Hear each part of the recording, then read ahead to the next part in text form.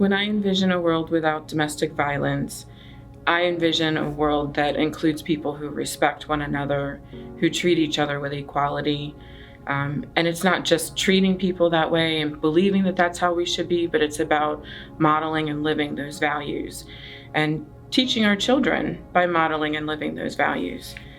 I also think that we need to remove the structural oppressions that keep groups marginalized, that keep people from coming together, and that keeping women in places that are unhealthy for them.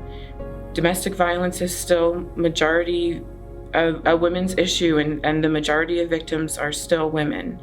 And the structural oppressions that keep women from attaining equal pay and fair housing and accessing higher education are those things that will continue to perpetuate domestic violence.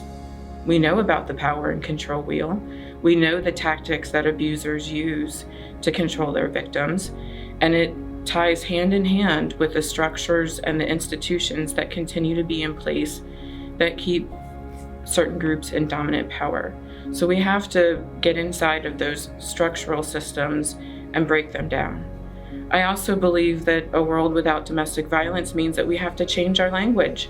We have to stop asking the question, why doesn't she just leave? We need to be asking the question, why does he abuse? And why are we complicit in accepting that abuse in our community? We have to continue to hold offenders accountable, and we have to stop putting the shame and the blame on the victims by asking the question of why doesn't she just leave?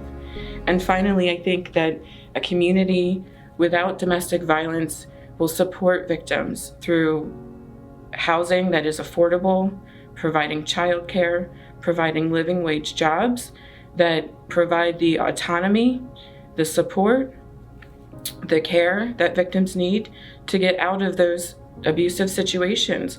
We know from the thousands of victims we work with every year, we know what the barriers are, and our community has the resources and must make the commitment to be able to support survivors as they're getting out of domestic violence situations. We have to support them in their trauma recovery and the generational trauma that has occurred by living in poverty, by being marginalized, by being shamed by people who believe that it's their fault.